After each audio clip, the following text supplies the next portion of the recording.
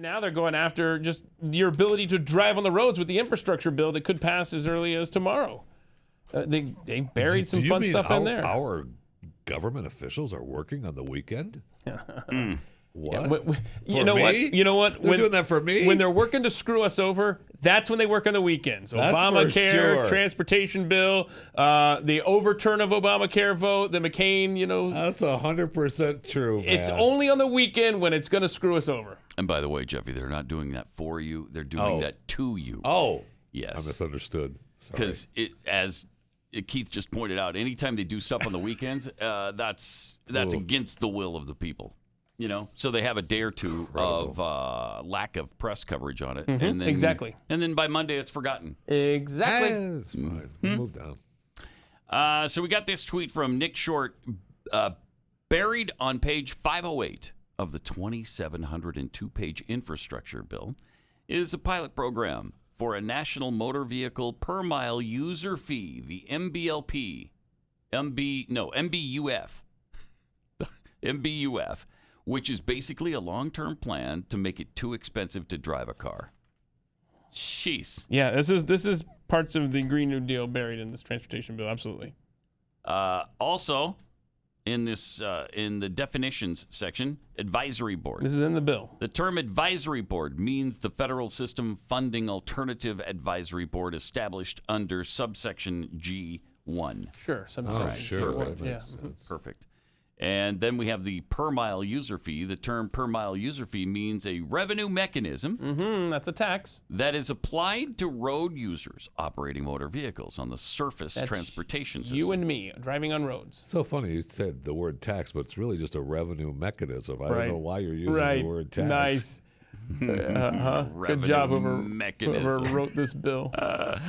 Yep, that's politician speak. I love it. That's great. But yeah, so it goes on to explain that, this is going to be implemented within years if this advisory board deems it feasible and so on. They've also got a thing where they're going to put interlock device in all new vehicles created, built within...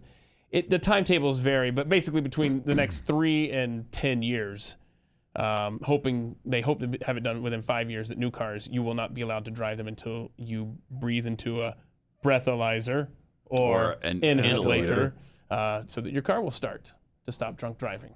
And they will add that to new vehicles. And you don't have to be convicted of a DUI. Nothing.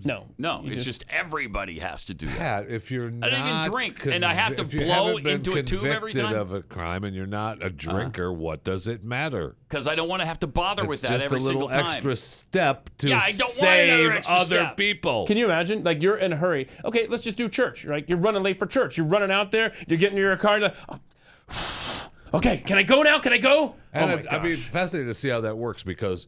when you have one of those, not that I've ever had one, but when you have one of those, you have to blow in it, and then the information goes to the courts, and the courts and then that has to come back to the car. Oh, so yeah, I didn't even think about this being transmitted. This information will be transmitted every time. Yeah.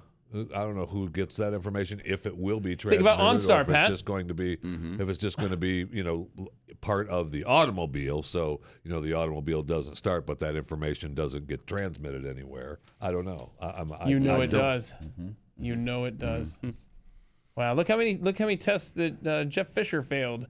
He on March 17th. I wonder what he could have been doing. And then eventually they'll take your license completely. Yes. For that. Which is fine, because you'll be able to take public transportation as long as you've got your state ID. Makes it better. And your vaccination card that allows you on the public transport. Vaccination passport. Boy, this world is just And I'm sure fun. there'll never be like a malfunction in that system where they think is something you've eaten or drank. Right. Is alcohol, mouthwash, but it isn't. actually. Mouthwash, obviously.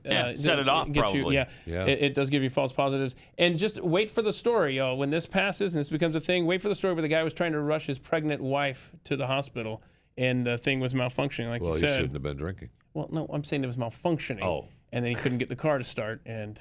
I know. We are... It's gonna be a nightmare. Boy, we are not a smart Did I say nightmare? I mean, it's going to be great. There you go. Now you can compete in society. Now you can exist in society. Well, you can, because you're going to be vaxxed.